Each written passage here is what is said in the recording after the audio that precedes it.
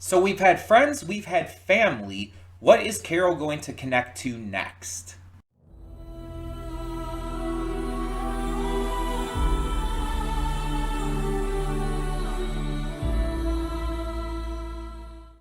Hey everyone, welcome to Prince the Gay. I'm your host Connie, and today we are here with episode 5 of Carol and the End of the World. So last time Carol and her sister reconnected, and it was it was a struggle. It wasn't easy. We saw that there were like differences between their personalities and the way they acted that got on each other's nerves, and they they realistically and believably fought, but they also came back together because their love for each other was strong enough that they were able to push past it by, actually talking, actually conversing about these differences. And it's a great episode that not only kind of teaches a little bit of a lesson on how to handle conflict resolution, but also it's just very real, very raw. I mean, outside of necessarily, waiting for your sister to come home by skydiving in from into the middle of a cornfield, or wherever it was that she met her at. Um, it's like you get the gist though. Like as a sibling, as someone who has two siblings myself, this is very realistic. Like I've fought with my siblings, mostly my brother, but still, I've fought with my siblings, and we've been at each other's throats. My brother and I would physically fight, like actively physically throwing punches, scratching at, and in some cases trying to jab out each other's eyes. I'm not even joking, by the way. I'm not exaggerating at all with that. Um, Mostly when I was in high school, like most notably when we were living in Georgia at the time. But yeah, we could be at each other's throats pretty easily. My sister and I always got along a lot more. Um, but we've had our fair share of fights as well. And the thing is, usually when we would either ignore each other for a certain time or talk about it. And we saw both of those in that previous episode. After they fought, Carol tried to ignore her sister. She tried to, like, kind of tune her out and everything. But eventually they did have to talk it out and eventually worked past it. And it's like the way it was done, the way it was handled, the way that the fight came about, the way that again it was ignored at first but then resolved. It's like it all felt very real, and that's what. Interestingly enough, despite the apocalyptic situation going on, this series is great with realism in terms of how people act and react around each other, in terms of just the emotional realism of it all. It's like this is very genuine in a way that honestly most shows, like 99% of shows, aren't. Even some shows that I adore. Like, I'm not going into One Piece for realism, or Owl House, or Hell of a Boss.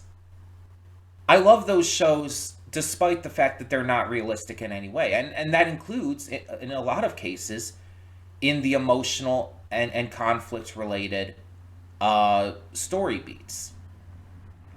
Hell of a Boss does not handle things entirely realistically with how its conflicts and resolutions go.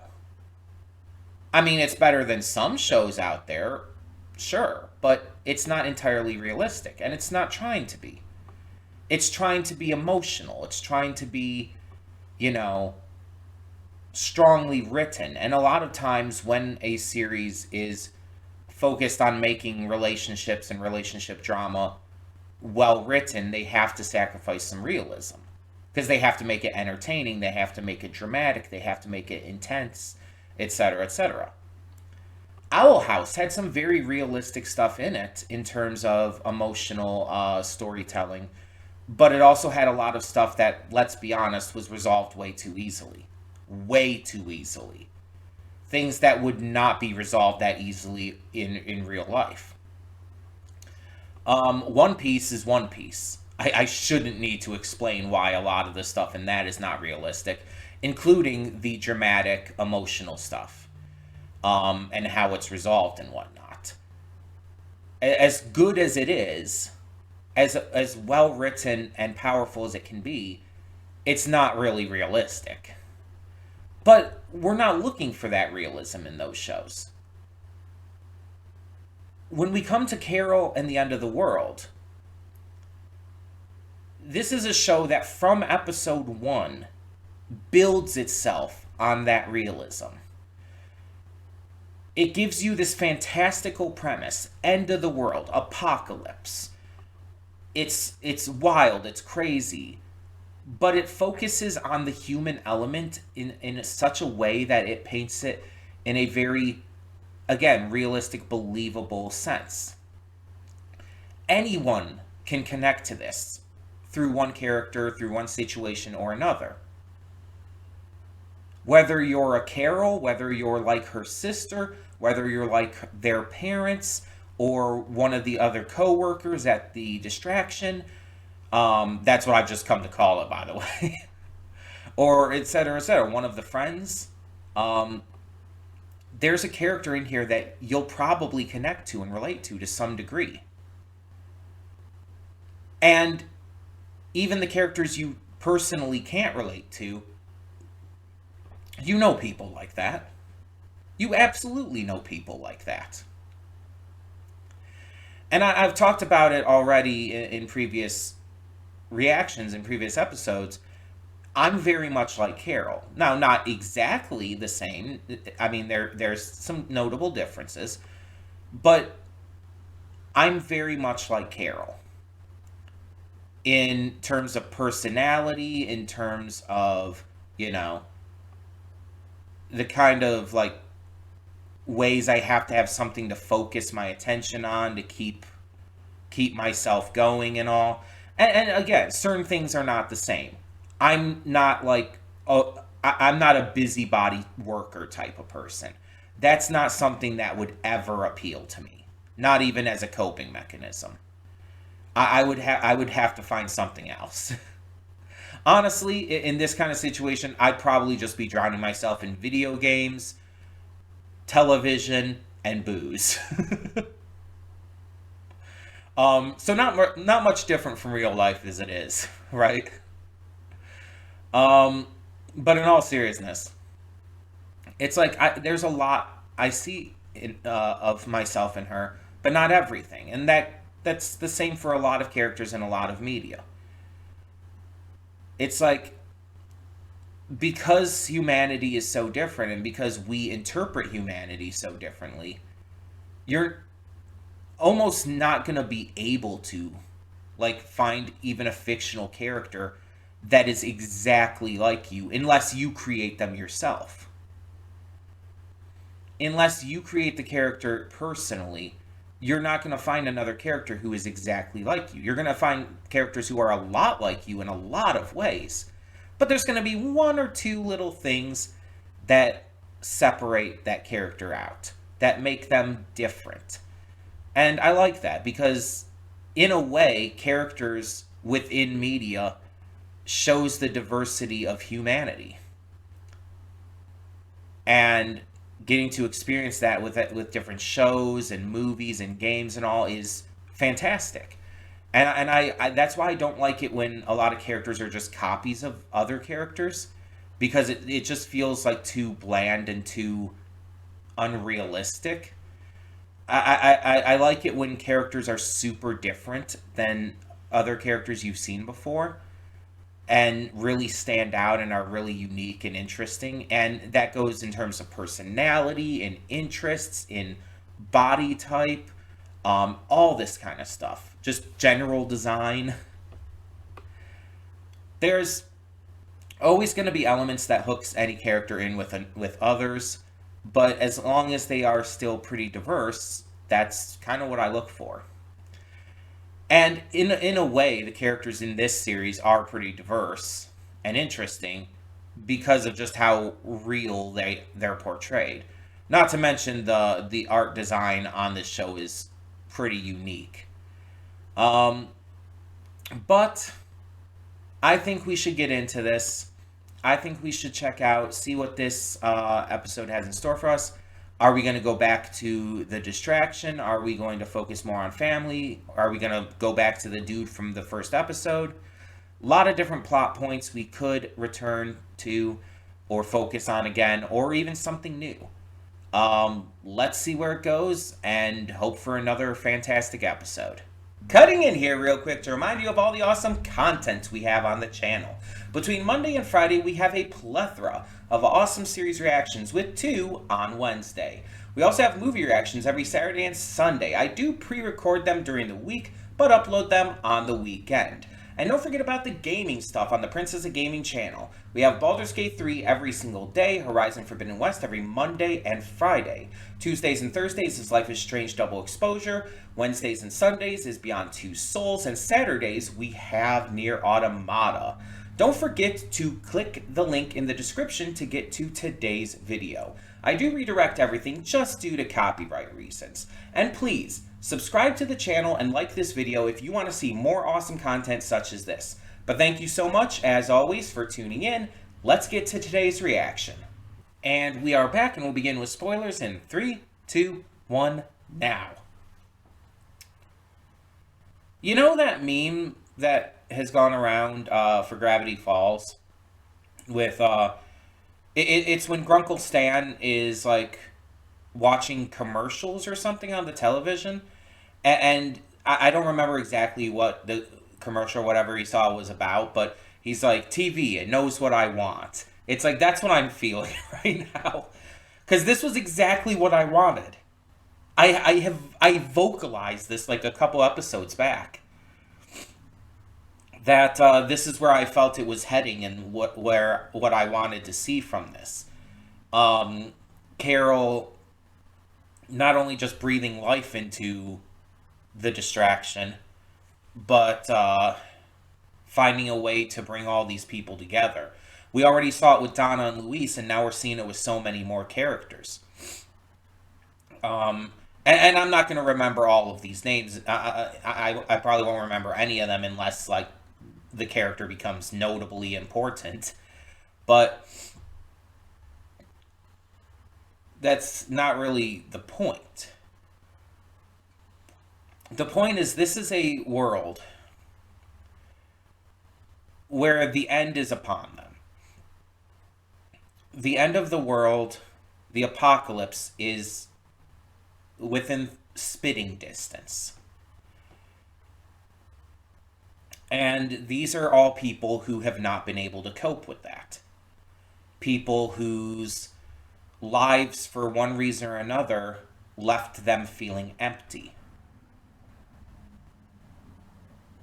And so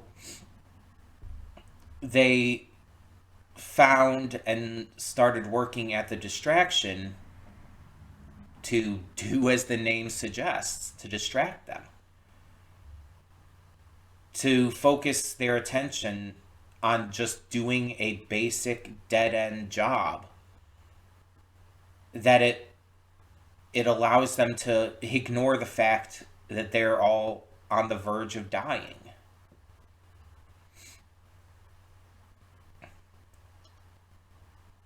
It allows them to cope without addressing anything, but also without living. And that's where David comes in. Like, when it comes down to it, David was nobody. Carol didn't know him, Donna didn't know him, Luis didn't know him. No one there really knew him. They had seen him around, he had done stuff, like they knew of his existence, but that's about it. They didn't know him. Just because they didn't know any of each other. Because that's not why they were there. They were there to escape everything. And part of that meant to stay to themselves, to basically ignore each other, and to throw everything into their work while ignoring the harsh reality of what was coming. But Carol was not that kind of person. She took their files home and memorized every single name and face, because she wanted to give them some kind of hope, something worth living for, through making connections, genuine, natural human connections. And every time she called out their name, it surprised them. It's like, you know who I am? You're paying attention to me? And it's met with shock, it's met with surprise, it's met with confusion. And by the end, we see where that leads. But I'll get to that. David was a nobody, but Carol knew who he was. She memorized his name, his face, his file. And when he died, he literally worked himself to death. Carol was the one who advocated for trying to help lay him to rest. They didn't need to do that. But she convinced Donna and Luis to help her do so. And because they'd already seen the humanity in her, and she had already helped find the humanity in them, they agreed. They agreed to help. They tried going to his family, but he had a living situation where his wife had taken on a bunch of mustachioed partners, all for different purposes, and David was, for lack of a better way to put it, the runt of the litter. He was just there. He existed, and it was clear that the others didn't care about him. His wife didn't care about him. None of the other partners even seemed to know he existed. His uncle passed away.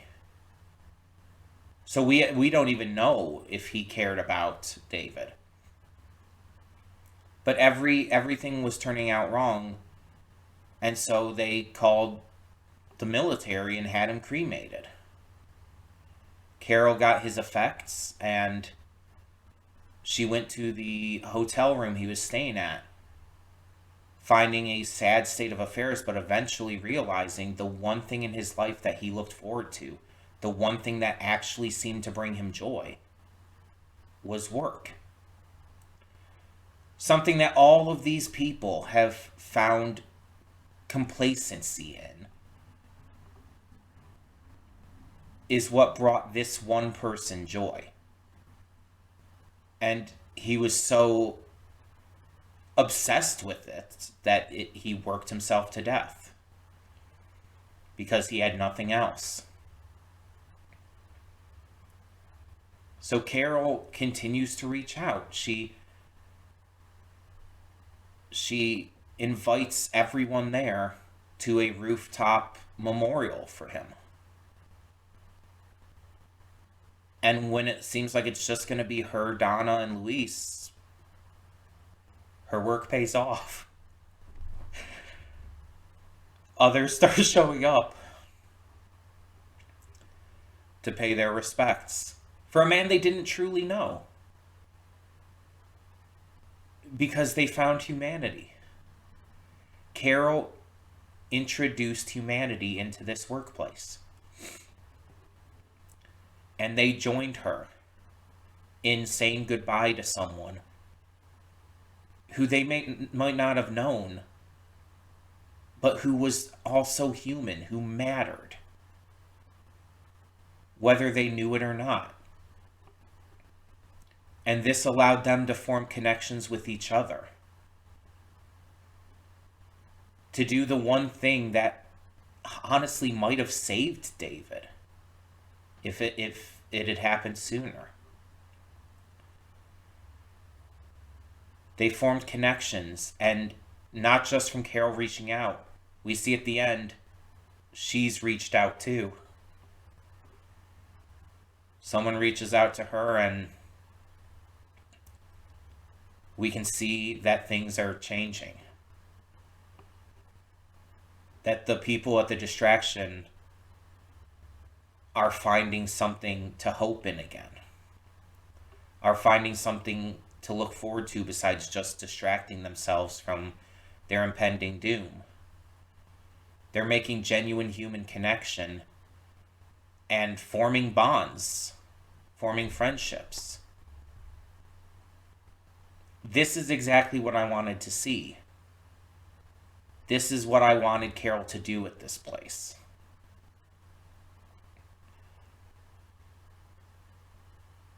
And I think one of the most exciting prospects of this all comes from the fact that the managers introduce themselves as manager. Because that means to me, that implies to me that that's going to change. Through all of these changes, this connection that Carol is making here, we're going to learn their names. Like their actual names. We're going to learn things that differentiate them from each other. They're going to become actual characters. That's the vibe I'm getting, at least. The fact that they are the only ones here in this episode that do not say their actual names and just introduce themselves as manager implies that that's going to be important. That they're going to be the toughest nut to crack here. But they are going to be cracked. They are going to be gotten through to. And I am very interested to see when that happens.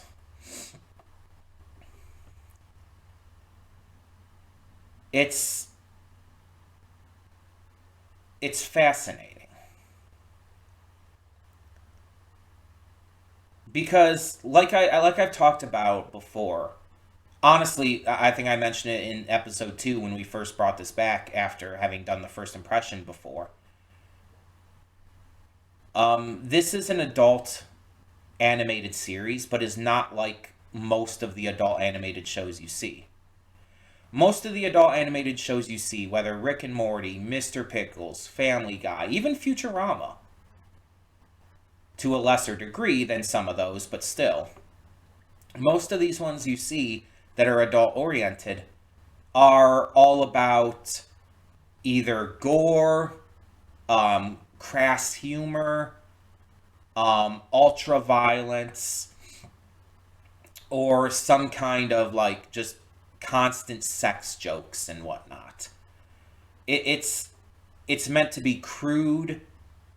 It's meant to be, immature, etc., etc. That's what a lot of these adult animated shows are like. It just is. And there's a lot of them that are just insulting. And not in a funny way, like ha, we're kind of poking fun at ourselves. No, they're just being, bigoted and insulting and terrible. And they mask it as humor. And it's like one of the lowest common forms of adult animation. Because it's like, it takes no effort to do that. It takes no effort to be crass and crude and disgusting like that. It takes much more effort to craft an adult show that's actually mature. That actually has so much effort put in that it's astounding how good it is. And it's like, it's wild because I wouldn't say Carol and the End of the World is like in terms of entertainment value, in terms of memorable character designs and stuff. I would not put this on the level of like other adult shows like Has Been Hotel / Hell of a Boss or stuff like that. where it's like, oh yeah, I'm gonna remember these characters, the songs, the exciting moments, etc., etc. Um, those are shows that are much more memorable, and fun to watch, just generally enjoyable, right? But it's not even a question. This is the better show. Like I'm saying that right here and now, like in front of God and everybody. This is a drastically better show than Hell of a Boss or Has Been Hotel or anything like that. I don't like it as much personally based on my tastes and interests and stuff. Not, and by the way, that's not to say I don't like it because I love this show, but I find more entertainment value and whatnot in those other shows. But this is without question better written. Honestly, this is one of the best written things I've ever seen. I'm not even kidding you.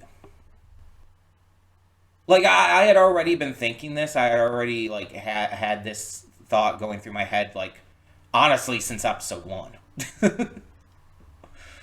But it's like this episode really hammered that in for me. Like none of these episodes have missed. Not a single one has been even mediocre. They've all been phenomenal in their writing, character work, etc., etc. The fact that it's not as entertaining as other shows is literally the only negative I can say about it. And that's not even really a negative. It's just other shows are more entertaining. This one is still entertaining. It's just not as much. It's nothing against this show. It's just saying other shows are a little more down with that. Or I guess a little more up, technically. But you know what I mean. But in terms of, like, again, the actual writing, the actual character work, the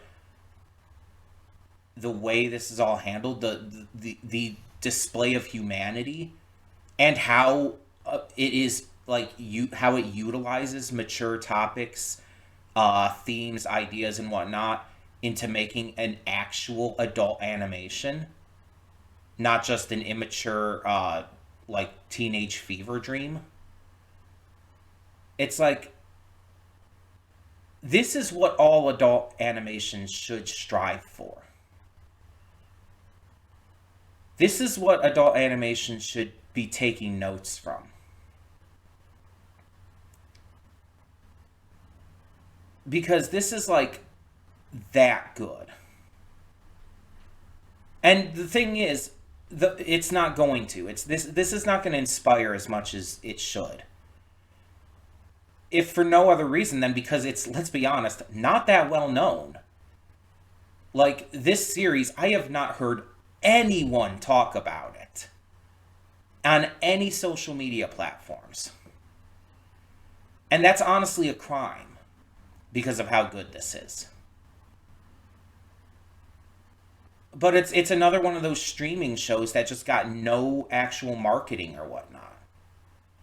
It's one of those many streaming shows that was not marketed, was not properly advertised, because it's a cog in the machine. It's like, oh, we're just gonna put out another animated streaming show. People who watch it will watch it. It's not gonna be a big deal. Whatever. And that's so sad because you can see how much attention to detail, how much love, how much like time and energy was put into the writing in this. And this is just, it's not going to have done well. And the writers deserve so much better. The creator of the show, everyone who worked on this deserves better. It's not fair, honestly.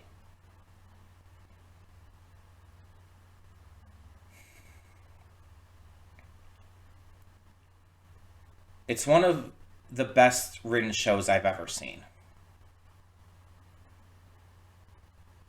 It's it's so fucking good. Like I would put it's just general writing quality, like not talking about like entertainment value or anything like that. I'd put its general writing quality up there with the likes of Full Metal Alchemist Brotherhood, which I've stated before is, in my opinion, the best written anime, period, and it's not even close. Like, it's so not even close. It's not my favorite anime. My favorite anime is One Piece, but Full Metal Alchemist Brotherhood is the most tightly, most quality written anime by a long, long shot. And obviously, that's thanks to the creator, Hiromu Arakawa. She did phenomenal when creating the world, the characters, the plot, everything. And I would say that in terms of writing, this is right up there with that, and that is like the biggest praise I can give. That is the absolute biggest praise I can give to a series, to say that its writing is on par with Full Metal Alchemist Brotherhood. And I mean it like with everything I have. This is just, this is special. And the thing is, it's like we haven't even really gotten back to the stuff that is set up with the first episode with that one guy whose name I can't remember right now. Um, we haven't even gotten back to that yet. Like we touched on, I think, in episode 2 or 3 when his son tried to, you know, get Carol. But it's like we haven't. That was the last time we heard anything regarding that storyline. We've been focusing on the distraction and everything, and more of Carol's family a little bit. But at the same time, it's like it hasn't bothered me. I haven't been worried because I know that's going to come back. It's probably going to be the last thing that happens in the series, coming back at the very end for like the last episode or two, because I feel like that's what it's setting up for. Carol at the very beginning of the series was not ready for someone like that. She was not ready to interact with someone like that, and definitely wasn't ready for a relationship with someone like that. And I think that throughout this series and her forming these connections and growing as a person, she's going to be ready for him. And I would love to see him going through these changes as well, growing as a person and learning more about himself. I would like to see him going through that. Which is why I'm saying, like, you could do that in episode 9 and then have episode 10 be them actually reuniting. And being ready to actually maybe form a relationship at the very end. I think that could work excellently. But we'll have to see. Um, this series continues to not just impress me, but, like, astound me. It's so fucking good every single time.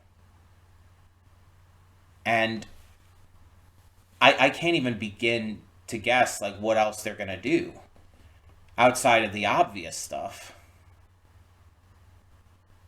I'm just like really excited to see where this continues to go. To be brought to tears many more times. And to continue to just be blown away by everything they're doing. But tell me in the comments below, what did you think of this episode of Carol and the End of the World? Let me know in the comments down below. And for now, I'm Connie and I'm signing off. See y'all next time.